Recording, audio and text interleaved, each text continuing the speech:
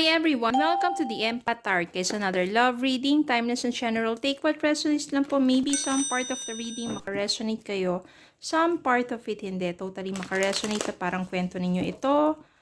O hindi naman kaya, iba't ibang mga energies, iba't ibang mga love connections. Pero tingnan natin kung ano yung mga gabay at mga aral sa buhay pag-ibig. Ano bang mga sitwasyon ito? Nakaresonate kaya kayo? Okay, Spirit guys, send me messages. Anong love connection ito? Lessons in life and guidance ang nais yung ipapatid sa amin. Mga aral at gabay sa buhay pag-ibig. Life in general. And especially, pagdating sa love. Ano kayang sitwasyon ito at mga gabay?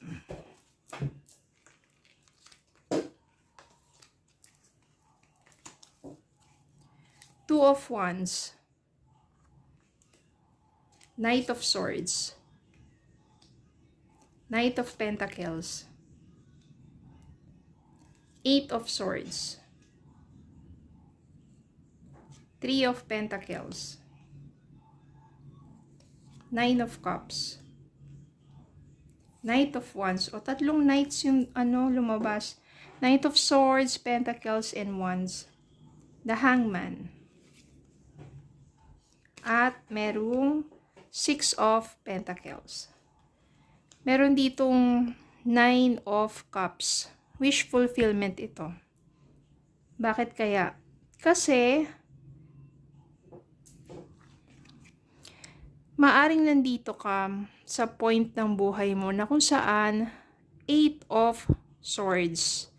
You are still stuck dun sa nakaraan, sa nakalipas, dun sa person mo, dun sa ex mo. Ex is ex na.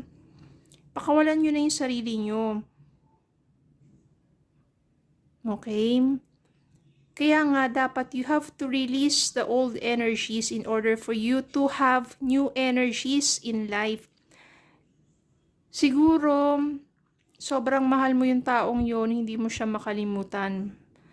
Pero kung talagang naghiwalay na kayo at ipaubayan mo na sa universe, kung kayo talaga gagawa ng paraan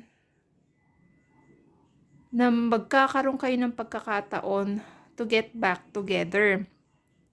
Pero sa ngayon, sa mga panahon na sabihin mo, wala na kayong communication, wala nang paramdam, kailangan i-accept muna sa sarili mo at ipaubaya mo sa universe. Release that energy of being stuck in the past. Move forward with your life. Kasi kapag nakastuck ka dun sa nakaraan, diba, mananatili yung sakit, hindi siya mag-start mag-heal. Kailangan muna acceptance.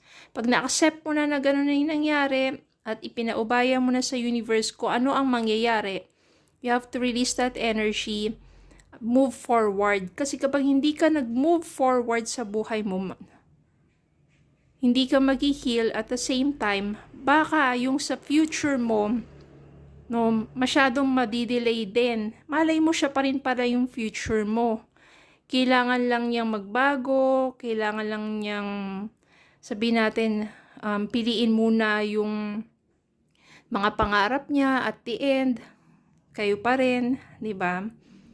So, you have to move forward and stop na sa isipan mo manatili sa nakaraan. Okay?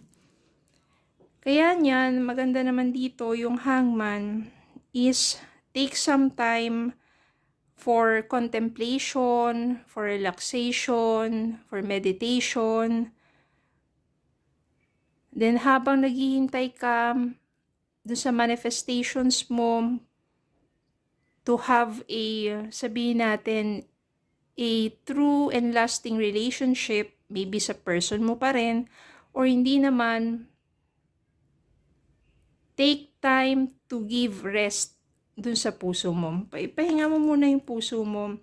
At habang ginagawa mo yon, ang maganda dito, magtrabaho ka, maayos, mag-focus ka sa sarili mo, be healthy, exercise ka, mag-meditate ka, mag-focus ka sa sarili mo. At dun kasi, pinatataas yung vibrations mo. At tignan mo ang mangyayari dito. Knight of Swords, Pentacles, and Knight of Wands. Marami kang magiging tagahanga. Maraming mag-a-admire sa'yo. Marami kang mamimit. At maraming hahanga sa'yo. Magiging attractive ka kasi. Hanggang sa darating yung time sa'yo na ma-accept mo na fully na okay talaga, maaring hindi naman talaga siya yung tinadhana ng universe para sa'yo. There is someone better dun sa ex mo, dun sa person mo, at maaring isa sa kanila. Ang maganda dito, and you have time to explore, to travel, maaring dun mo ma-meet tong mga taong to. At, kung sino man sa kanila, it will be your wish fulfillment. Sabi mo, oo nga no, pagtatawanan mo na lang yung sarili mo doon sa nakaraan na parang ang tagal-tagal mong nakalugmok, kakaisip doon sa person mo, sa ex mo, pero marirealize mo na meron pa talagang someone better para sa'yo. Mas mamahalin mo yung sarili mo. It will be wish fulfillment kasi yung hinahanap mong true and lasting relationship, yan pala isa sa kanila, no? Yun na yun. Ito yung magbibigay sa'yo ng, sabihin natin, yung someone who has commitment. At magbibigay sa'yo ng yung sapat na atensyon. Yung hindi ikaw yung parang nagsisik ng attention, ng oras, ng panahon, ng lilimos, ng oras dun sa taong yun. 'Di ba? At etong someone na to, it will give you yung balance, yung give and take relationship na yan. Yung palang person mo nakaraan, di ba, parang hindi naman pala balance. Ikaw lang pala ang nag-e-effort, ikaw lang pala nagmamahal, tapos binabaliwala ka. No, ikaw lang pala yung nagsisik ng attention, ikaw pa yung nanlilimos ng panahon niya. Parang baliwala ka lang talaga. Pero dito sa new person mo, it will be your wish fulfillment kasi mararamdaman mo na binibigyan ka ng sapat na attention at consistent siya, hindi yung sa umpisa lang Tuloy-tuloy yan. At give and take. Very generous magmahal ang taong ito. Doon mo mararamdaman na meron talagang pinahahalagaan ka, hindi ka binabaliwala. Hindi mo kailangan manlimos ng oras at pagmamahal sa taong to. Because you are loved, you are valued.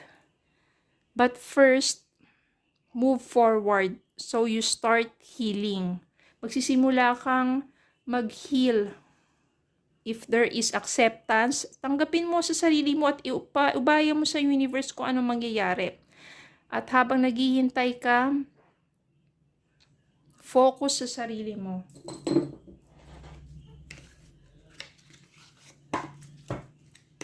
Message para sa'yo.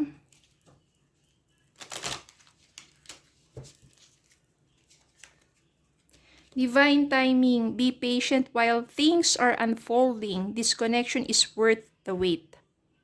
O divine timing. Kung ito yung person mo, hayaan mo universe ang magbigay ng takdang panahon for you to meet together. Maaring sa mga panahon na yon, nagbago na siya. Marami na siyang naranasan sa buhay niya at nakapagbago ng kanyang perspective, ng kanyang attitude. Diba? Kung hindi naman, hayaan mo ang universe mag-unfold ng mga bagay-bagay at ng totoong tao for you to meet. Para do sa connection that is worth the wait. Diba? It is really worth the wait. Minsan talaga, hindi agad-agad yan mahahanap But it's really worth the wait. Because you are worth it. Okay? So, yun lang po. Maraming salamat po for watching. Please don't forget to like, share, comment, subscribe, follow me on Facebook and YouTube. Have a good day po and God bless.